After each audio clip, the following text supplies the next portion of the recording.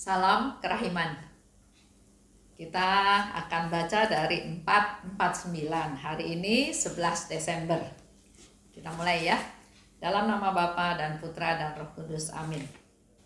5 Agustus 1935. Pesta Santa Perawan Maria, Bunda Kerahiman. Aku mempersiapkan pesta ini dengan gairah yang lebih besar daripada tahun-tahun sebelumnya. Pada hari pesta ini, pagi-pagi, aku mengalami suatu pergulatan batin karena memikirkan bahwa aku harus meninggalkan kongregasi yang menikmati begitu banyak perlindungan istimewa dari Maria ini. Pergulatan itu berlangsung selama meditasi dan juga selama misa pertama. Dalam misa kedua, aku berpaling kepada Bunda kita tersuci sambil memberitahukan kepadanya bahwa sangat sulit bagiku untuk memisahkan diri dari kongregasi. Yang kau lindungi secara istimewa ini, ya Maria. Kemudian aku melihat sang perawan kudus, elok tak terperikan. Ia turun dari altar ke tempat aku berlutut, merangkul aku erat-erat dan berkata kepadaku, "Aku adalah bunda bagi kamu semua berkat kerahiman Allah yang tak terselami. Yang paling menyenangkan hatiku adalah jiwa yang dengan setia melaksanakan kehendak Allah. Ia membuat aku memahami bahwa dengan setia aku telah memenuhi kehendak Allah. Dan dengan demikian aku berkenan di hatinya. Janganlah takut, jangan takut akan halangan-halangan yang kelihatan. Tetapi tetapkan pandanganmu pada sengsara putraku, dan dengan cara ini engkau akan menang." Itu yang akan kita baca bersama-sama. Sebelumnya kita dengarkan dulu sharing dari seorang ibu. Dia devosan Kerahiman Ilahi dari MKK. Pelayanannya banyak ya. Selain jadi ketua komunitas Kerahiman Ilahi, juga banyak hal yang dia lakukan. Dia mulai cerita di tahun 1977. Saat hendak melahirkan anak yang kedua katanya ya. Waktu itu dia belum Katolik. Si suami berdoa di bawah patung Yesus. Waktu itu di rumah sakit Carolus ya. Berdoa bahwa dia berjanji akan mengajak seluruh isi keluarganya untuk masuk ke Katolik. 3 bulan kemudian setelah anak kedua ini lahir, anak pertama kejang-kejang ya, mengalami sakit. Akhirnya sama dia dibawa ke dokter. Dan waktu itu memang dia belum Katolik kan, tapi dia tahu dia mau berdoa untuk keselamatannya, untuk kesembuhan anak pertama. Tapi karena dia belum bisa doa rosario, belum hafal, jadi dia bilang sama Yesus, "Boleh nggak saya doanya sambil baca?" Waktu itu kamarnya tuh lagi remang-remang. Waktu dia berdoa seperti itu, dia merasakan ada cahaya terang ya, kamarnya terang. Pada waktu dia buka mata, dia lihat sekeliling, kamarnya masih samar-samar, masih gelap. Kemudian dia berdoa lagi. Dia berdoa lagi sama ya, bahwa dia mau doa rosario, tapi dia belum hafal, jadi dia mau doa sambil baca buku. Di situ pun dia mengalami satu terang, sesuatu yang dia rasakan terang. Bahkan di situ dia bilang dia melihat kepalanya Yesus yang dimahkotai duri menoleh kepada dia dan tersenyum. Jadi ibu ini tanya balik ke Yesus, "Boleh nggak saya doa rosario sambil baca buku?"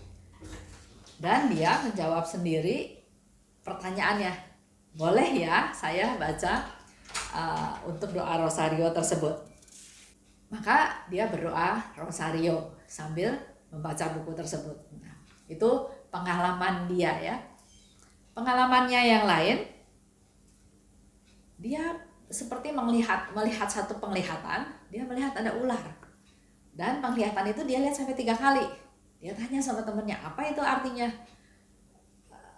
Ada yang menjelaskan kepada dia ya, bahwa kamu mungkin ada nazar yang belum kamu selesaikan. Jadi dia ngobrol sama suaminya. Nah, suaminya ingat bahwa dia memang pernah bernasar, dia akan mengajak seluruh anggota keluarganya untuk menjadi Katolik. Oleh sebab itu masuk katekumen 1 tahun. Setelah itu dia ikut SHBDR, ikut KEP, ikut KPKS, bahkan kalau ada persekutuan doa, PDKK dia ikut rutin ya. Sampai suatu hari, yaitu pada tanggal 15 Maret 1993. Dia dapat satu gambaran, seperti dia lagi nonton film, dia melihat anak keduanya itu kecelakaan motor. Dia melihat penglihatan itu, dia juga heran kenapa dia bisa punya gambaran seperti itu. Tapi nggak lama kemudian, ada security datang, membawa STNK memang motor atas nama suaminya dan memberitahu bahwa anaknya kecelakaan. Jadi dia sering mengalami hal tersebut. Pernah bicara juga dengan salah satu pewarta ya. Nah, pewarta itu katakan bahwa ibu punya karunia penglihatan. Di situ dia mendapatkan rahmat tersebut, dia juga semakin hati-hati, dan kalau ada penglihatan itu dia berdoa. Jadi dia melayani, dia melakukan kepedulian kepada orang sekitarnya, sesama, khususnya untuk yang orang-orang yang mengalami masalah di mana dia bisa melihat dari penglihatan dia ya. Semua itu dia syukuri, tapi sekaligus dia juga belajar dari Bunda Maria. Dia terus belajar dari Bunda Maria, dia mau menderita buat orang lain, yang penting orang lain dihibur, dikuatkan, di warning, dikasih tahu lebih dahulu. Juga dengan karunia itu enggak selalu hidup enak ya. Dia mengalami penolakan dari temannya, juga dituduh hal-hal yang nggak masuk akal. Ada temennya juga yang ngomel, yang maki-maki dia, yang menyalahkan dia, tapi itu semua dia terima dengan rendah hati, dengan kasih, dengan setia, dengan taat. Dia mau melayani dan dia nggak mau egois untuk diri dia sendiri. Jadi apa karunia yang dia peroleh, dia syukuri, dia gunakan. Tapi kalau ada penglihatan itu, dia langsung berdoa buat orang-orang yang dia lihat dalam penglihatan tersebut. Dan dia menjadi kuat, dia menjadi semakin hari semakin tulus dalam melayani karena dia belajar dari Bunda Maria. Kalau dilanjutkan dengan apa yang dibaca hari ini, kejadiannya yaitu 5 Agustus 1935. Pesta Santa Perawan Maria Bunda Kerahiman. Kemarin kita dengar Bunda Maria punya gelar Ratu Surga, Bunda berbelas kasih, Bunda ibumu ya. Hari ini kita juga diingatkan tentang peran Bunda Maria sebutannya sebagai Perawan Maria, juga Bunda Kerahiman. Dalam persiapan pesta Santa Perawan Maria, Bunda Santa Perawan Maria tersebut ya, di situ dia mengalami satu pergulatan selama meditasi dan misa pertama. Waktu misa kedua, waktu dia berpaling kepada Bunda Maria, dia melihat Sang Perawan Kudus elok tak terperikan turun dari altar ke tempat aku berlutut, merangkul aku erat-erat dan berkata kepadaku, "Aku adalah Bunda bagi kamu semua, berkat kerahiman Allah yang tak terselami." Bunda Maria adalah ibu kita, menjadi bunda kita yang diberikan oleh Allah karena Allah yang berbelas kasih, yang tidak bisa diselami belas kasihnya. Yang paling menyenangkan hatiku adalah jiwa yang dengan setia melaksanakan kehendak Allah. Kita sebagai anak pasti ingin menyenangkan bundanya ya, menyenangkan ibunya. Apalagi kalau ibunya itu sudah mulai tua. kita bisa sampai seperti hari ini kan jasa orang tua ya, jasa ibu. Jadi kalau sekarang ibu di masa tuanya minta ini, minta itu, kita sebagai anak ingin memenuhinya ya. Jadi bukannya dikasih ke panti jompo, bukannya dikasih ke pembantu. Bahkan saya juga pernah lihat ada satu ibu yang mungkin nggak cocok sama menantunya. Jadi dia ditaruh atau ditempatkan di pavilion rumah dengan susternya, dengan aktivitasnya sehari-hari. Jadi rumahnya satu tapi kelihatannya udah 2 rumah yang berbeda. Padahal ibu itu punya jasa. Oke lah, mungkin nggak berjasa terhadap menantu, tapi kan dia berjasa terhadap suami daripada si menantu ini kan ya. Jadi kita juga diharapkan untuk menjaga, memelihara, menyenangkan dia. Dan di sini dikatakan oleh Bunda Maria, yang paling menyenangkan hatiku.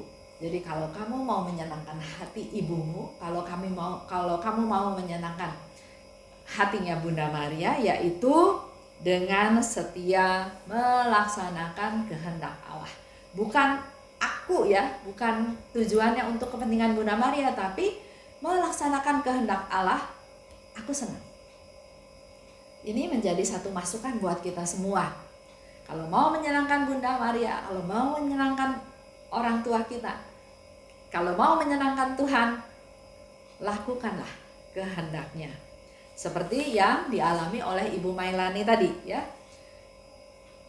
Kalau saya ditanya mau nggak punya penglihatan seperti itu, kalau saya nggak mau. Melihat suatu peringatan, sesuatu yang akan terjadi, yang ya kalau bisa saya nggak mau punya rahmat seperti itu ya.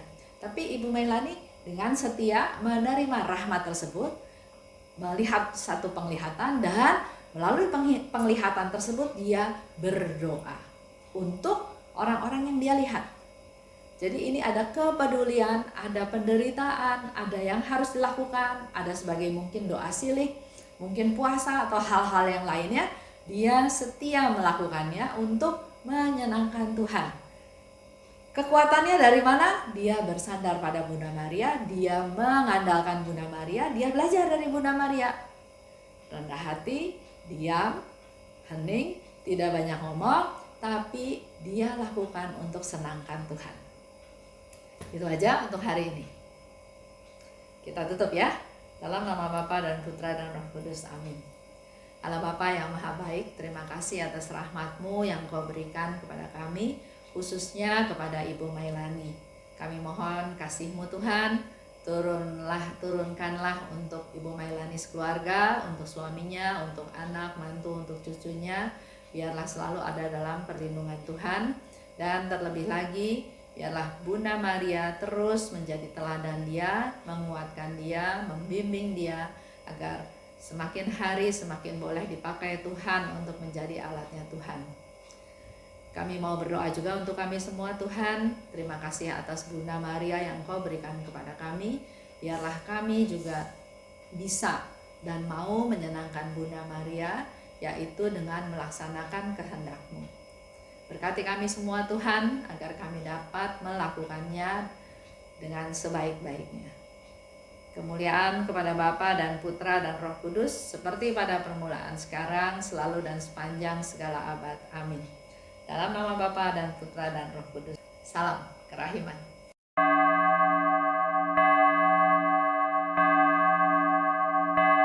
Hatiku dipenuhi sukacita